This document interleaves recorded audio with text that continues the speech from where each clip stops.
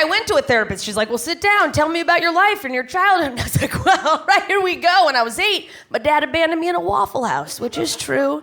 Thank you for laughing. It's also pretty sad. I'm honestly more of a pancake person, but what are you gonna do, you know?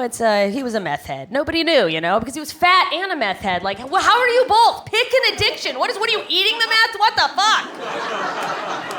You don't know. You don't know your parents are fucked up. As a kid, whatever your parents did, you thought that's what they did.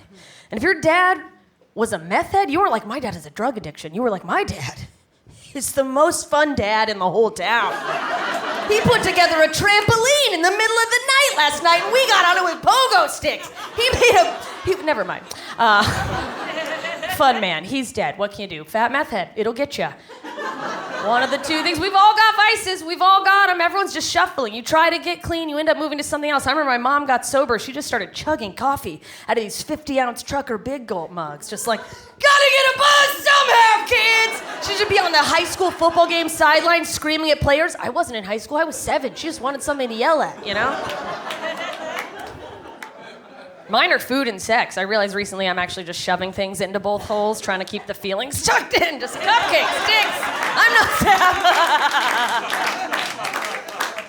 Also dicks, and sometimes cupcakes. Fuck it, I'm gonna get a yeast infection anyway. In this heat, might as well get a sugar rush, you know? I gotta feel something down there. When is the sexual peak for women? I'm so fucking scared. I had 2 vibrators die this week. Not the batteries, by the way, the vibrators. One went up in flames. It's like, you're on your own, bitch. Get a hobby. I can't. I'm scared. I've had girlfriends a little bit older than me the last couple years. They tried to warn me. They're like, just wait. Wait until you get to your 30s. You're going to get so much hornier. At which point a woman in her 40s always seems to pop up and is like, wait till you get to your 40s!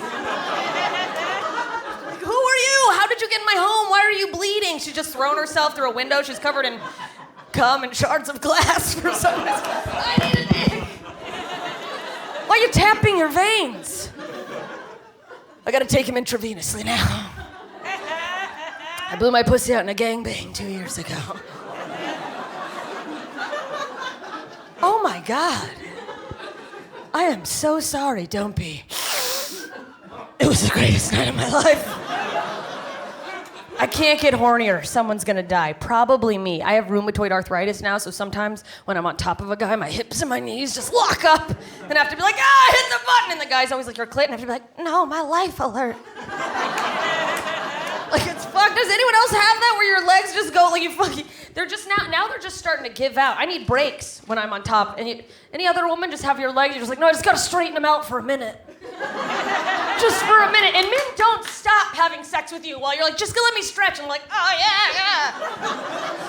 It's terrible because I'm trying to own my sexuality, right? Like I've always been sexually liberal, which is a PC way of saying I've been a slut for a long time. You know what I mean? So I'm trying to own it. I'm like, yeah, let's fuck my knee. Fuck, I need a seat. I gotta take a hot, sexy seat. That's fun when you're trying to hook up with it. I'm gonna take a painkiller. Here's what we're gonna do. You see if you can make me come before I pass out, huh? Not a game anyone wants to play in 2021. No, I'm literally consenting, please. You're not gonna deny a dying woman her wish. Are you? And nothing gets a guy harder than you being like, please. It could be my last time around the sun, you know? And doggy style used to be a challenge purely from an arm strength perspective. You know what I mean? Anyone in here, if you've been done from behind, we got a minute and a half, 2 minutes before you're at least like, come on. It feels good because we're all strong, independent. We want it to end before we go from full plank to half plank. Like, and then you just start sort of like trying to get your butt higher, like, make it end. And that's a position where it usually goes quickly, so then if it goes too long, I get in my head like, no, my pussy's gone bad. They're gonna send me out to sea. So then I'll try to clinch and make it tighter. You know how you can clinch and make it tighter? You know what I'm talking about, right? She's like, yeah, the old nutcracker, I got it. But my ass is already so flat, so then when I clinch, it looks like my butthole's like sucking my body in like a black hole. Oh, it's the end. And that's not gonna make a guy come harder, so then I'm trying to stick it out. But you can't do both, so I start curving. I'm like, do you like that? Do you like how it looks like I have scoliosis? Is that fun for you? And those are like the glory days. Now I have like 10 seconds before it's a full collapse, which also men don't stop fucking you. If you've never collapsed in doggy style, nothing better could happen to a straight man, because they're like, I did that with my dick! Yeah, I killed her! And by the way, no one I'm fucking is a professional athlete. Surprise, surprise, didn't nab one of the Lakers with this sparkling personality of mine. So now I've collapsed, he's lost me as a crutch, and he's getting weaker, and now his hairy dad bod is mushing into my back fat, creating a weird sweat pool, and I'm trapped, lodged under this man like, this is it. This is how I die. With a man's nipples just in my eye. And then it just makes that like tanning bed salon fart noise from the like, and I'm trapped wondering, is that my back or my pussy? I don't know. Not a fun place to be as a woman. Because as a lady, you queef, and the instinct is, well, I have to leave the planet now. Call my pussy Doge boys, we're going to the moon.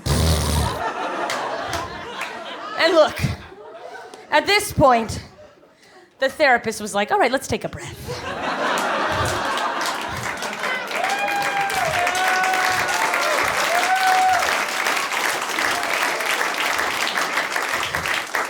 And then I'll finish here, right here on the stage, just, oh yeah. The therapist said to me, a licensed therapist said to me, you're not depressed. You've had a terrible life. This is a normal emotional response.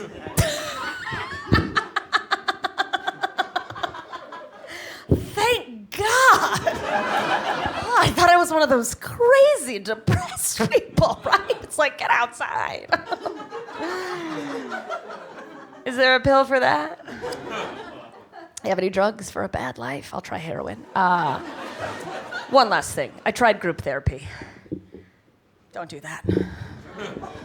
Group therapy is like the Kentucky Derby of who had it the worst, right?